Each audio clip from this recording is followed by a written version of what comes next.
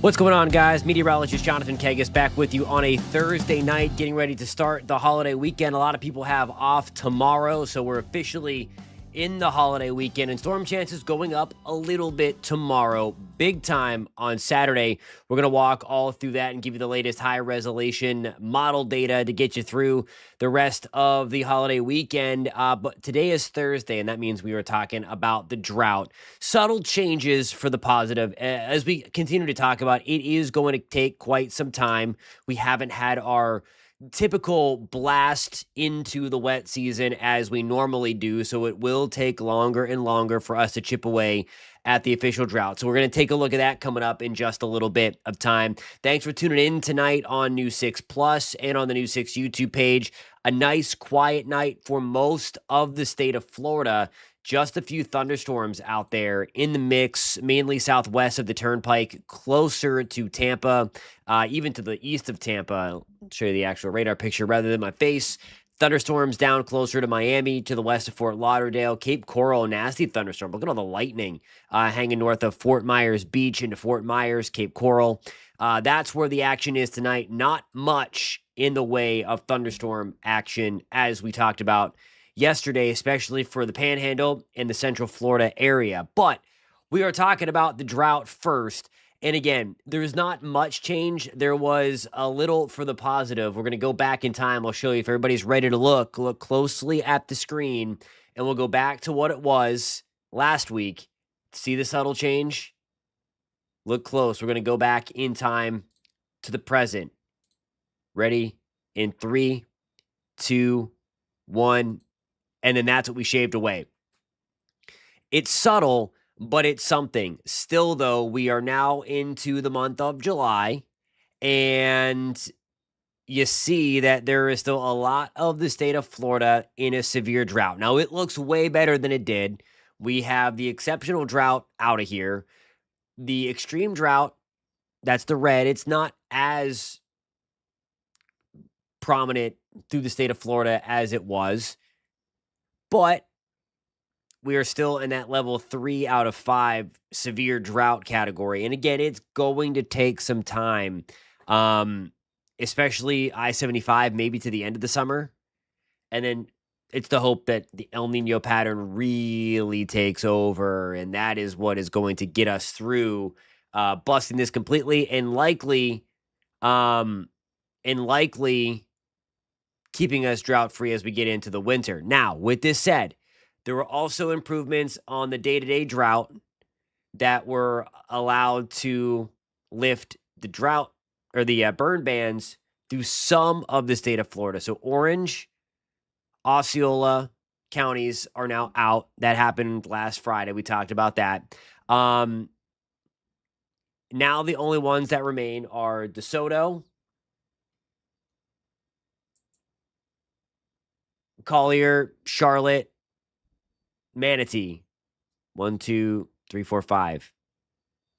Charlotte, Collier, DeSoto, Manatee, Sarasota. Sarasota, that's the other one. Duh, it's right there. So, unfortunately, if I mentioned those 5 counties, you are not going to be allowed to shoot off your own personal fireworks this 4th of July. If I have anybody tuning in from there, or if anybody's traveling there, please do not. So Ashworth is saying that it was lifted. I'm not showing that on the official website for the Florida Forest Service. It still shows it in effect, and that's what I have to go by. So if it has been lifted, that's what I'm going with on the official Florida Forest Service. I just updated this map. So if they did, in fact, lift it, awesome. But according to the Florida Forest Service, it has not been lifted yet, and they are very good about updating that map.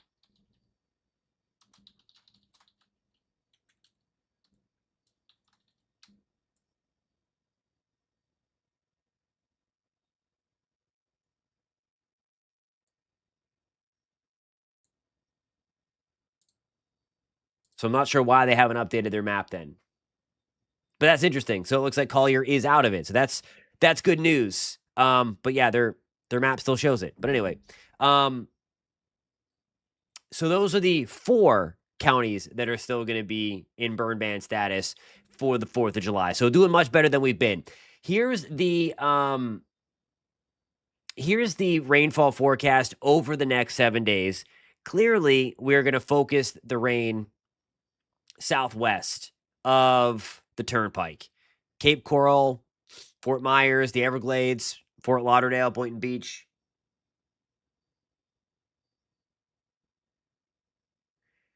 Charles Num 1 says, just got here, no burn ban in Brevard. That is correct. There is no burn ban in Brevard or any Central Florida county for that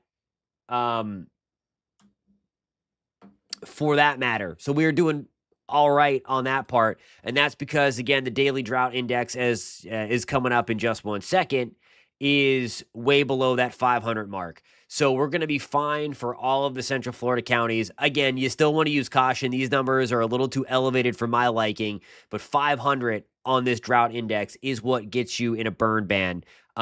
Most counties go by this Keach Byron Drought Index. It talks about how much moisture is in the soil, in some of the tinder that's laying on the ground. So the higher the number, the easier it is to ignite things. The lower the number, the harder it is to ignite things. So that's why 500 is kind of right in the middle there, leaning towards the right of that scale, and the higher opportunity to catch things on fire, you want to be below that number as far as possible.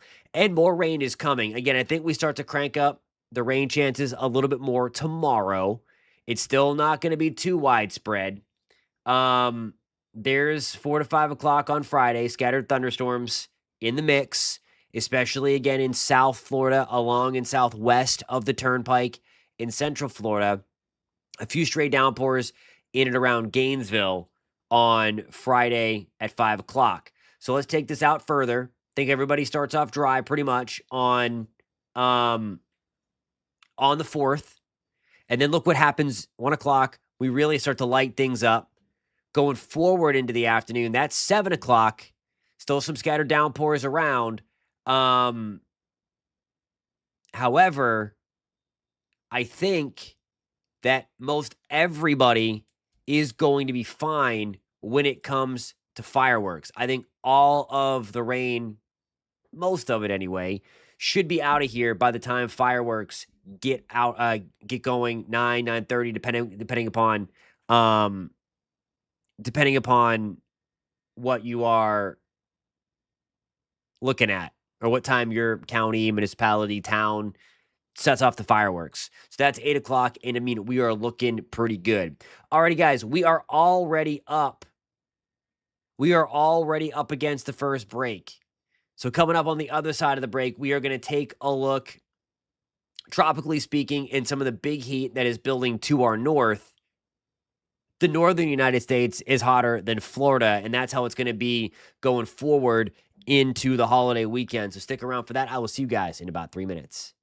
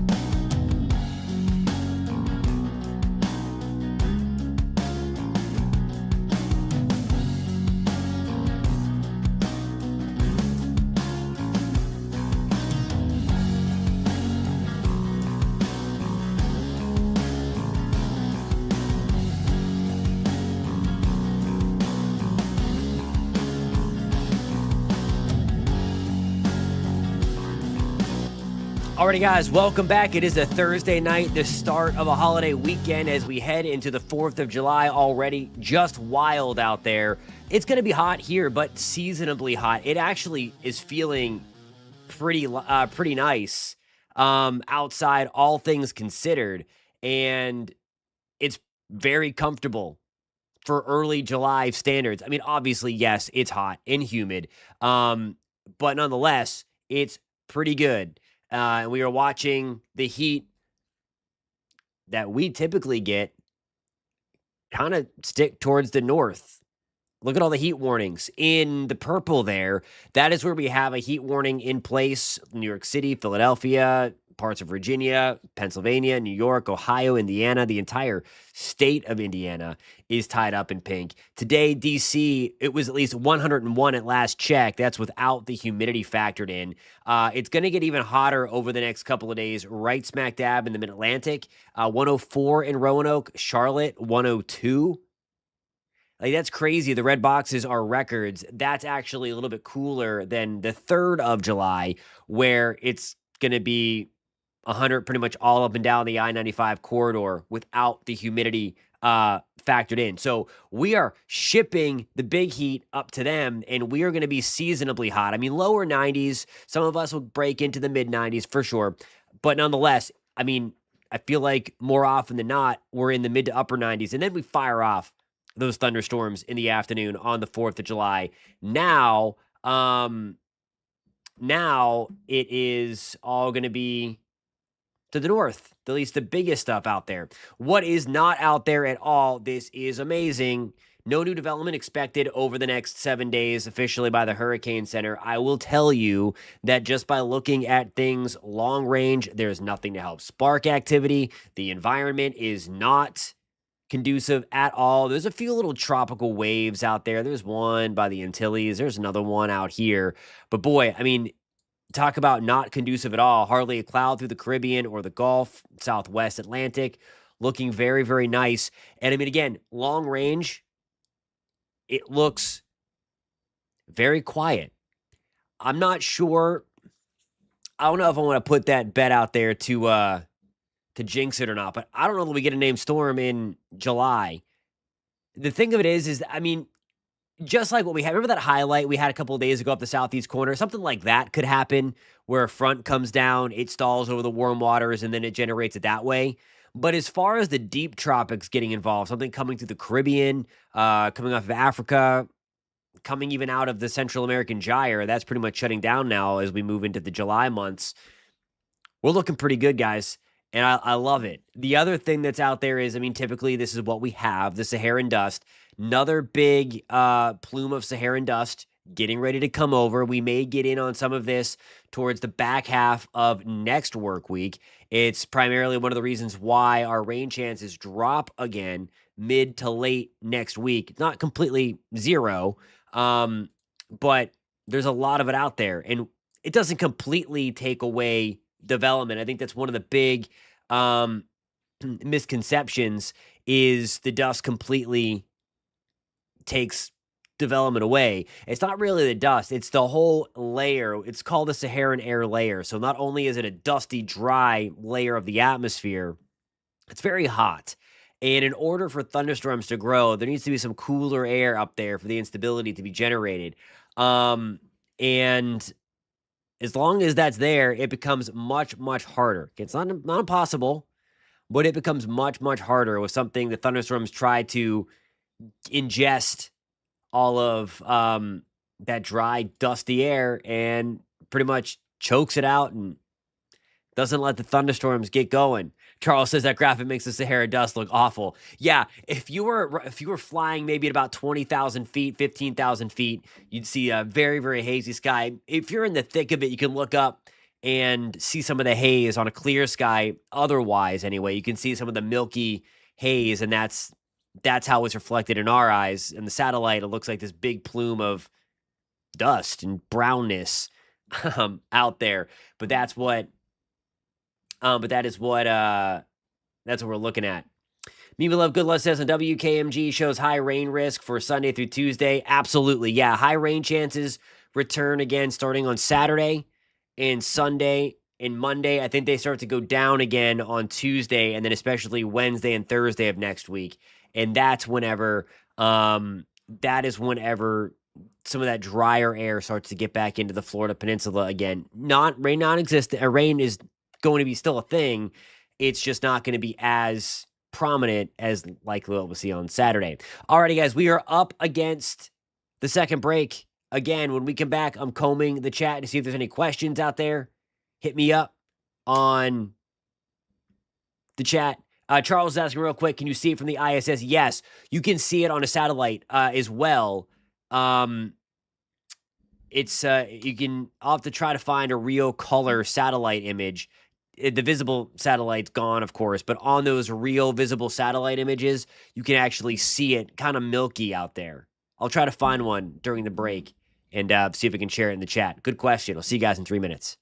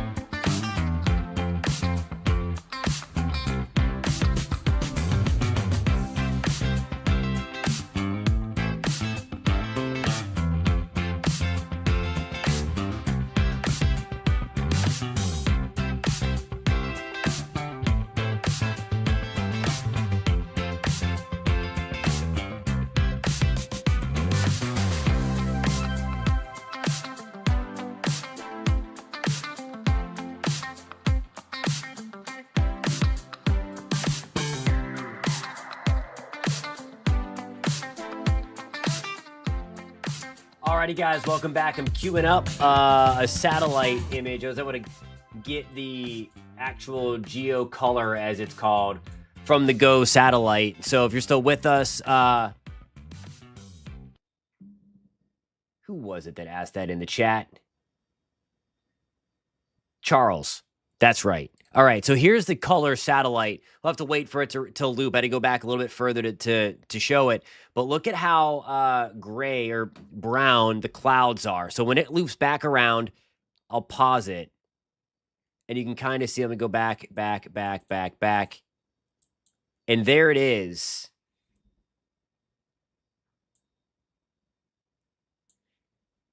Can you see how milky it is out there? That's all the dust. The clouds kind of look a little brown. So that's the true color, is if we had eyes looking down on the Earth. That's one of the GOES satellites that we have out over the Atlantic Ocean. So really, really cool stuff.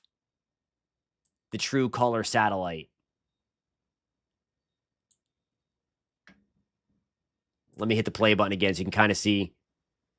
And of course, you can see the sunset going across. Love the GOES satellite there. And then you can just keep on playing this on repeat.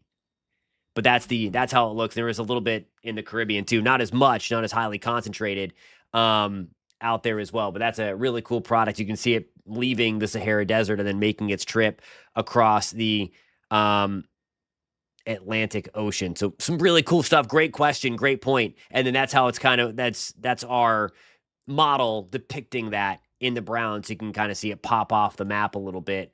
But the true color shows it in true color. Alrighty, guys, that about does it for the show tonight. Thank you so much for being here this evening. Thanks for all the comments. Thanks for all the questions. Again, storm chances going up a little bit tomorrow, way up on Saturday. Thank you for asking, Charles. No, great questions tonight. Great commentary tonight. Appreciate you along the Space Coast in Brevard County. Thanks for joining the show tonight. Melissa, you got it. I'll try to keep those storms away for your birthday. Kimberly says 250 years in the chat on YouTube with a party sign. Yeah, it's going to be a big party. Be careful with the fireworks. If you're launching them off, most are without a burn ban now. It doesn't take much to get things going. You know the drill.